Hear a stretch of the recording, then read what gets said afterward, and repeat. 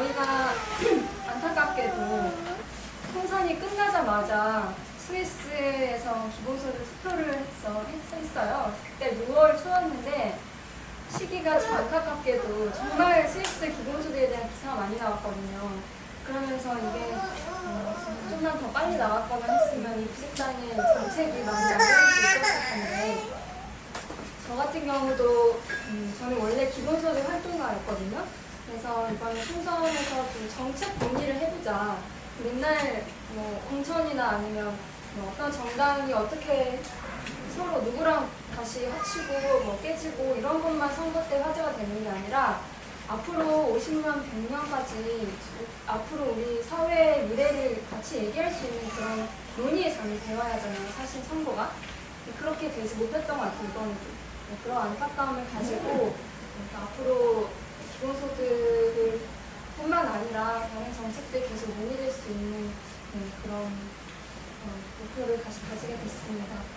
녹색당 기본소득은 크게 4가지의 주요 방향을 가지고 있어요. 그냥 읽어보면 첫 번째, 불평등 감소, 빈곤 탈출, 경제적 위기로 인한 불안감 해소를 위해 모두에게 나눠주는 기본소득을 단계적으로 도입하겠습니다. 둘째, 기본소득과 함께 최저임금 대폭 현실화, 노동시간 단축, 주거 기본권 보장 동시에 추진해서 인간다운 삶을 보장하겠습니다. 셋째, 기본소득의 재원 조달을 위해 생태세를 도입하고 조세 형평성을 강화하는 조세 정책을 확립하겠습니다. 넷째, 재정 확보의 면을 고려해서 입법화와 1단계 지급, 노인, 장애인, 청년, 농어민부터 2단계 전면 실시, 단계적인 방향을 제안합니다.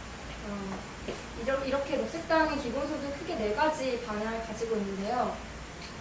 다시 처음으로 돌아와서 기본소득 자체에 대해서 조금 자세하게 알아보는 시간을 설명을 좀 드릴게요.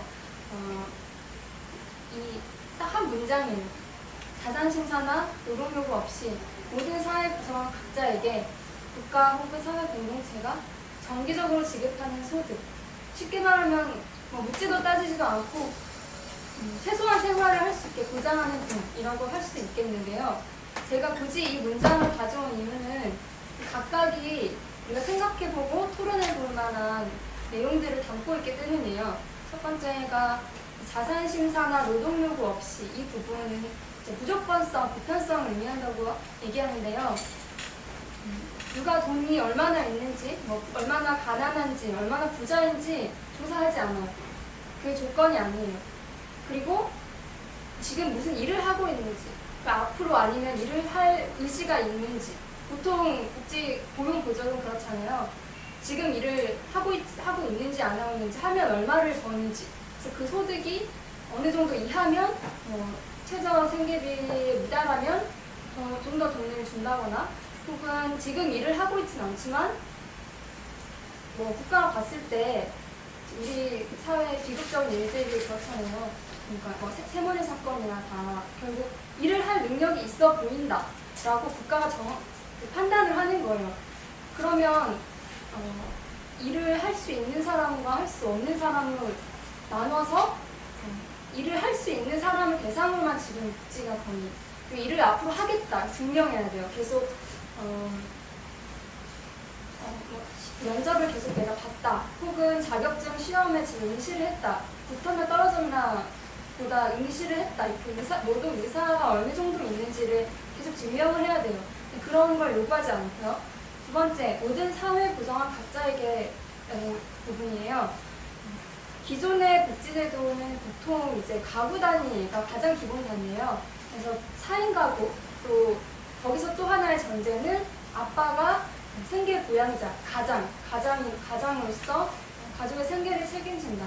이런 전제는 굉장히 오래된 것이고, 그렇기 때문에 경제 위기나 대규모 구조조정을 해야 하는 상황이 오면 제일 1순위 해고 대상자가 여성이죠. 왜냐하면 그 여성들이 보통 가장으로 여겨지지 않기 때문에, 그리고 실제로 남성이 여성들에 비해서 임금이 더 높게 측정하는 이유도 남성들은 보통 생계 부양자, 가족을 다 책임져야 된다는 그 오래된 전제가 있기 때문이에요.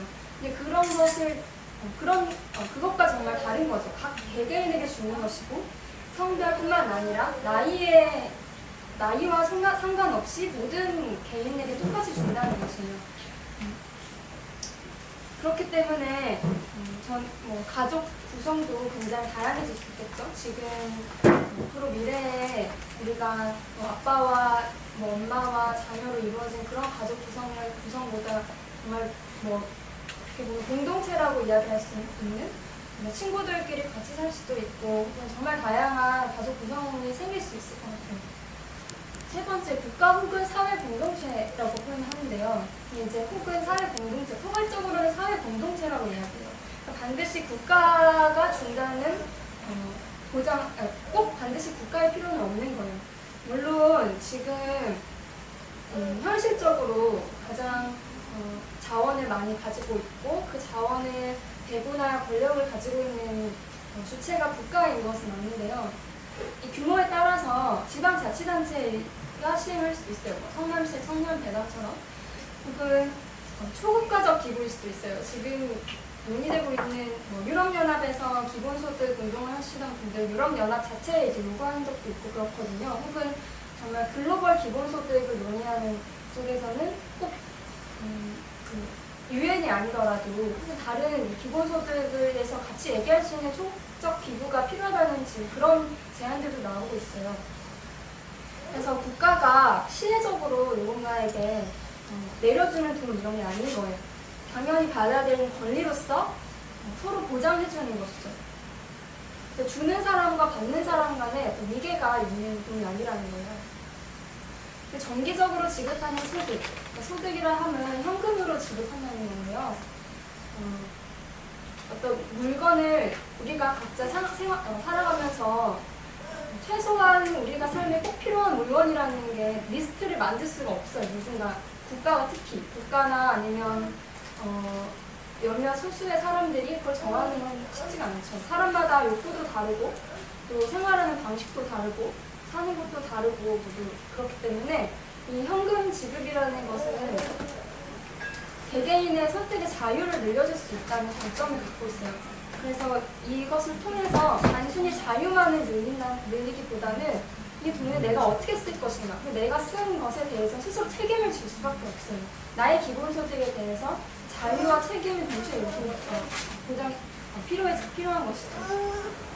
그리고 이제 많이 얘기되는 게 이제 기본소득을 주면 모든 다른 복지를 다 없앤다 이렇게 많은 우려들이 있는데요.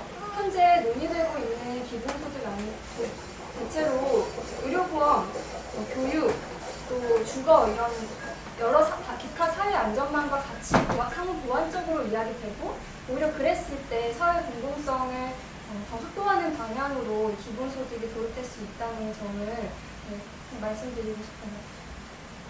지금 왜 이렇게 기본소득이 필요한가? 이 얘기는 사실 굳이 따로 안 드려도 될 것 같기도 한데요. 이미 행사 제목이 있었으면 좋겠다. 필요성을 전제하고 있긴 한데요. 저희 가장 많이 얘기되는 것 중에 심지어 우파 혹은 정부 여당에서조차 공감하는 필요성은 일자리 문제예요. 뭐 알파고 쇼크라고도 했었던 일도 있었고 그리고 점점 더 인공지능이나 또 기계화 정보화로 일자리 개수가 과거에 비해서 정말 많이 줄어들 거라고 얘기해요. 그리고 예전처럼 서구 유럽 복지국가가 성립되던 70년대처럼 경제가 계속 성장하는 그런 시대적 전 세계적으로 그런 상황도 아니에요. 지금 저성장 시대에 완전 고용이라는 게 이제 거의 불가능하다고 이야기되고 기존 복지국가 모델을 가지고 이제 있는 국가들에서조차 더 이상 기존 시스템, 복지 시스템이 정규직의 세금을 바탕으로 유지되고 있는 게 불가능하다. 왜냐하면 정규직 자체가 줄어드니까 그 시스템을 유지할 수가 없는 거예요. 그래서 적극적으로 이제 기본소득을 검토를 하고 있는 것이고요. 또 부의 불평등 문제나 삶이 언제 한순간에 정말 나라하고 떨어질지 모른다는 그런 불안, 무한 경쟁, 점점 그런 상황이 심해지고 양극화 문제가 좀 심해지면서 이런 사회적 갈등을 해소하기 위한 정말 정말 획기적인 대안이 필요한 상황이기도 하고요.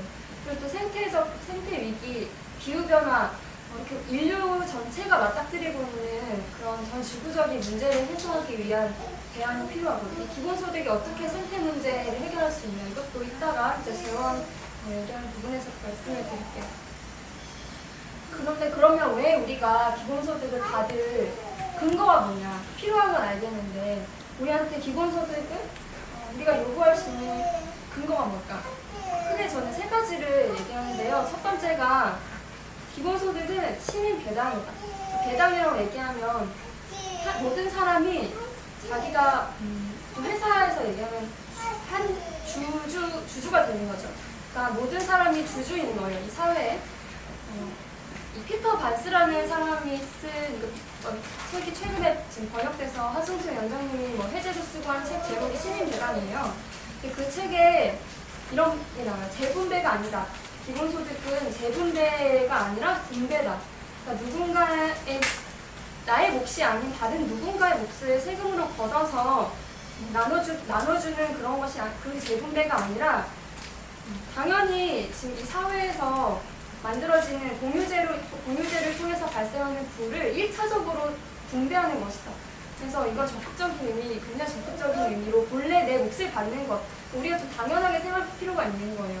너무 우리는 이제 무언가를 받아본 적이 없죠. 그래서 제 기본소득 이야기를 선거 때도 여러 얘기를 하면 왜 가장 먼저 걱정을 해요. 나라 살림살이 걱정, 특히 어르신들이 많이 그러시는데요. 오히려 유럽 같은 나라에서 좀 받아본 경험이 있는 그런 나라에서는 사람들의 최소한 삶을 보장해주기 위해서 기본소득뿐만 아니라 기존의 다른 복지 제도들을 만든다는 것에 어느 정도 익숙해져 있어요. 우리는 너무 그런 경험이 없고 오히려 이 기본소득을 통해서 좀 요구를 할 필요가 있다는 생각이 들어요. 또 이 공유제라고 하면 구체적인 예로 이제 저희가 실제 배당을 하고 있는 지역이 전 세계 지금 알래스카에 많이 예를 들어요. 거기서 석유가 발견되면서 석유가 발견되면 사기업이 독점해서 보통 팔 거라고 생각을 하잖아요. 그때 당시 주지사, 심지어 공화당 주지사였는데 주지사가 이 석유는 지금 현재 살고 있는 알래스카 주민뿐만이 아니라 앞으로 알래스카에서 계속 살아갈 우리 모든 미래 세대를 위해서 우리가 여기서 나오는 수익을 나눠야 된다. 그리고 계속 보존을 할 수 있어야 된다. 그래서 알래스카 연구 기금이라는 걸 만들었어요. 그래서 거기도 이제 1년 이상 거주한 모든 알래스카 주민들에게 이 석유로부터 나오는 수익을 지금 계속해서 배당을 하고 있고, 그래서 미국에서 가장 평등한 주가 됐어요.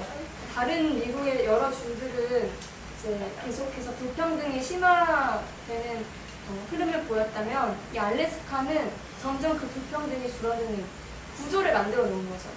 그래서 그러면 알래스카는 석유가 있는데 우리는 석유도 없고 도대체 그럼 어떤 자원이 없는 나라는 어떻게 하냐. 그렇지만 이 피터 반스뿐만 아니라 공유제를 얘기하는 사람들에게서 이 공유제라는 건 석유와 같은 그런 것만 의미하는 게 아니에요.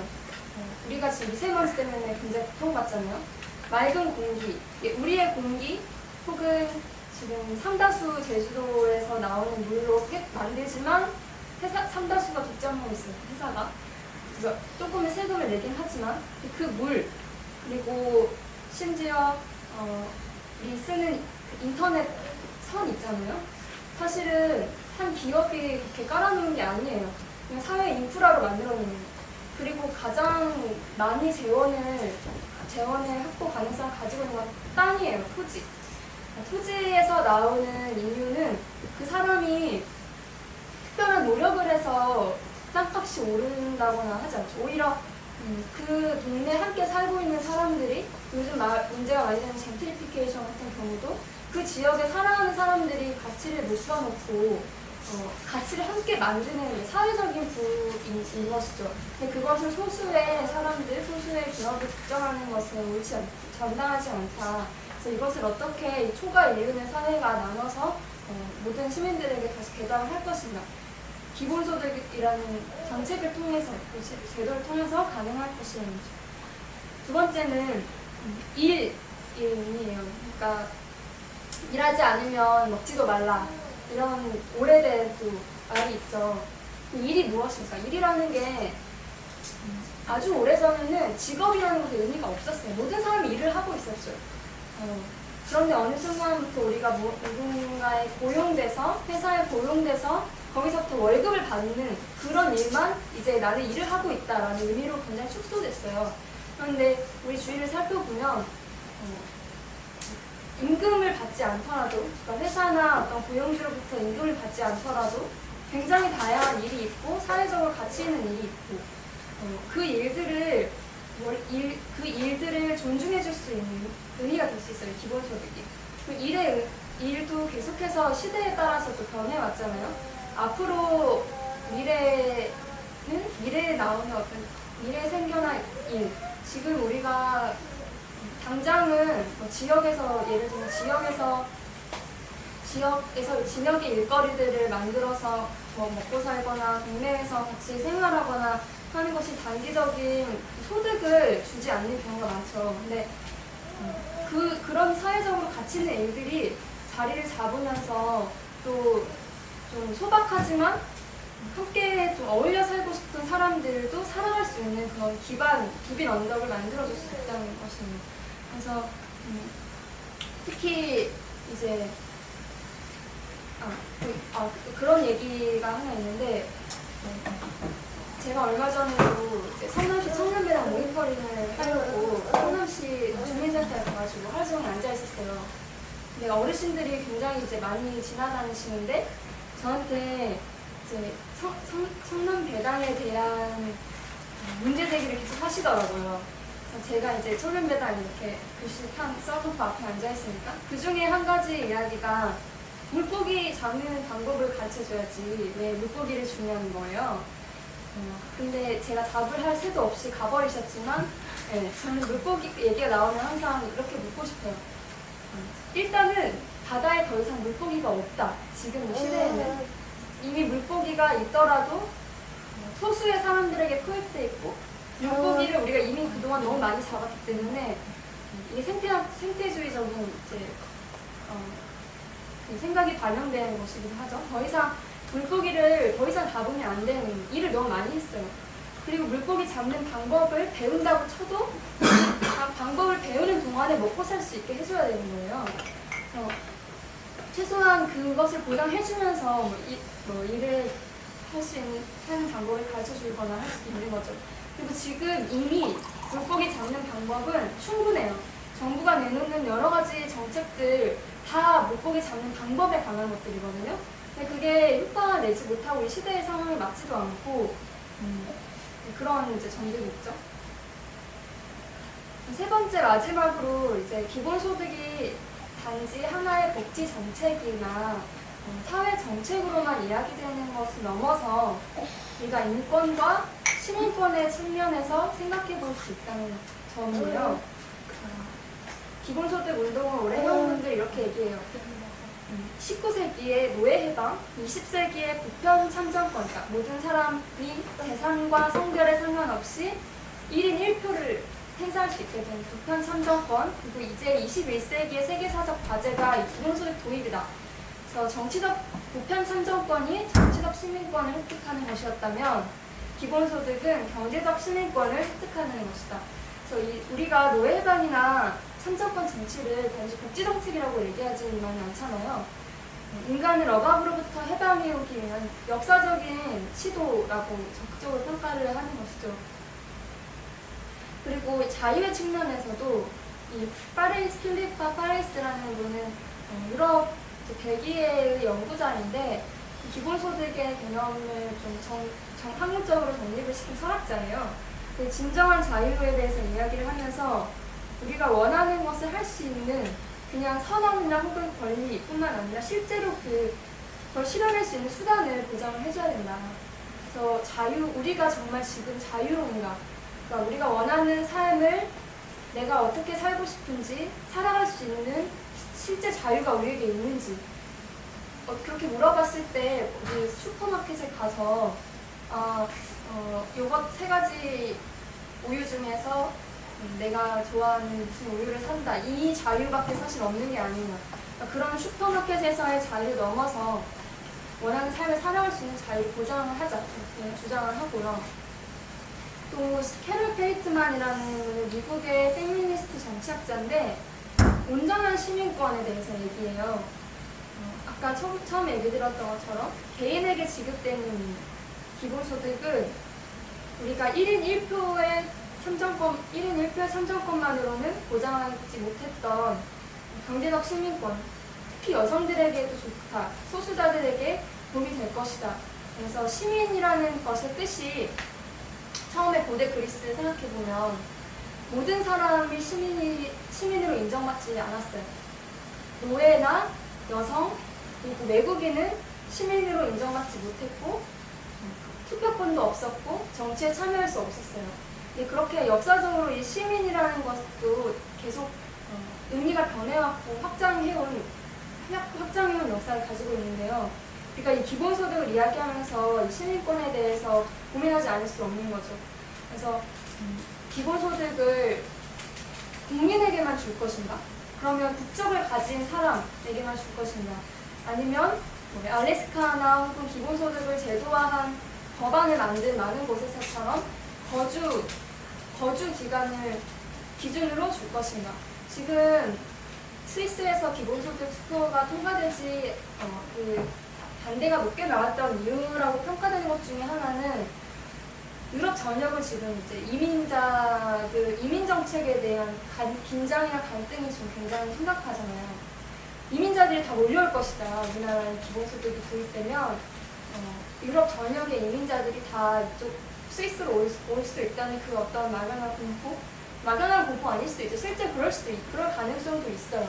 근데 우리가 지금 한국도 마찬가지고 이미 이주 노동자, 결혼 이주 여성들 정말 많은 이민자들과 함께 이미 살아가고 있고 한국과 같이 지금 다문화 가정에 대한 낙인과 차별의 문제들이 점점 심각해지고 있는 상황에서 기본소득과 시민권의 측면 굉장히 중요한 것이고 또 한 가지는 이제 어린이와 청소년의 시민권 같이 얘기를 할 수가 있죠.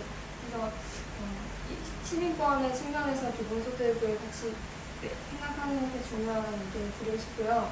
그리고 녹색당이 이번 총선에서 또 기본소득을 복지 정책의 하위 항목으로 넣지 않았어요. 그리고 이렇게 표현했거든요. 단지 복지의 보충물 혹은 대체물, 복지 정책의 일환일 뿐만이 아니다. 한국 사회를 전환하기 위한 녹색당이 꿈꾸는 여러 가지 정책들을 실현하고 개인과 사회를 전환할 수 있게 하는 그런 지렛대 역할을 할 것이라고 굉장히 적극적으로 평가했어요. 우리가 각각